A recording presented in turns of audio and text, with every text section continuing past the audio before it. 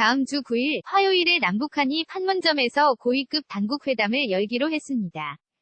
일단 평창 올림픽의 북한 대표단의 참가 문제가 논의될 것으로 보입니다. 소현정 기자가 보도합니다. 정부의 고위급 회담제에 사흘 만에 북한이 수락했습니다. 배태현 통일부 대변인 북한은 10시 16분경 우리 측의 회담과 관련한 전통문을 보내왔습니다.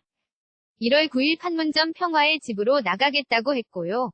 2015년 12월 남북 차관급 회담 이후 2년여 만에 남북이 당국회담 재개에 합의한 겁니다. 북한은 판문점 연락채널로 리선권 조평통 위원장 명의의 전화통지 문을 보내며 수신인을 조명균 통일부 장관으로 명시했습니다. 남북 양측의 수석대표로 두 사람이 유력하다는 관측이 나오는 대목입니다. 의제는 평창올림픽 대회를 비롯한 남북관계 개선 문제로 합의됐습니다. 조명균 통일부 장관은 기본적으로 평창 동계올림픽과 패럴림픽에 북한이 참여하는 문제를 우선적으로 논의하게 될 것이라고 말했습니다. 다만 남북 당국 간의 고위급 협의가 이뤄지는 만큼 양측 상 호관 심사에 대해서도 논의할 수 있을 것이라고 말했습니다. 통일부는 조명균 장관 주재 아래 전략회의를 열고 본격적인 회담 준비에 들어갔습니다. 또 평창 현지 숙소 등 북측 참가 준비에도 문제가 없다고 밝혔습니다. 남북은 내일 6일도 판문점 연락 채널을 정상 가동하기로 해 대표 단 구성 등 실무 문제는 주말에 합의될 것으로 전망됩니다. KBS 뉴스 소현정입니다. 다음 주 9일 화요일에 남북한이 판문점에서 고위급 당국회담을 열기로 했습니다. 일단 평창 올림픽의 북한 대표단의 참가 문제가 논의될 것으로 보입니다. 소현정 기자가 보도합니다.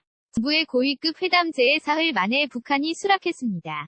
배태현 통일부 대변인 북한은 10시 16분경 우리 측의 회담과 관련한 전통문을 보내왔습니다. 1월 9일 판문점 평화의 집으로 나가겠다고 했고요. 2015년 12월 남북 차관급 회담 이후 2년여 만에 남북이 당국회담 재개에 합의한 겁니다. 북한은 판문점 연락채널로 리선권 조평통 위원장 명의의 전화통지 문을 보내며 수신인을 조명균 통일부 장관으로 명시했습니다. 남북 양측의 수석대표로 두 사람이 유력하다는 관측이 나오는 대목입니다. 의제는 평창올림픽 대회를 비롯한 남북관계 개선 문제로 합의됐습니다. 조명균 통일부 장관은 기본적으로 평창 동계올림픽과 패럴림픽에 북한이 참여하는 문제를 우선적으로 논의하게 될 것이라고 말했습니다. 다만 남북 당국 간의 고위급 협의가 이뤄지는 만큼 양측 상 호관 심사에 대해서도 논의할 수 있을 것이라고 말했습니다. 통일부는 조명균 장관 주재 아래 전략회의를 열고 본격적인 회담 준비에 들어갔습니다. 또 평창 현지 숙소 등 북측 참가 준비에도 문제가 없다고 밝혔습니다.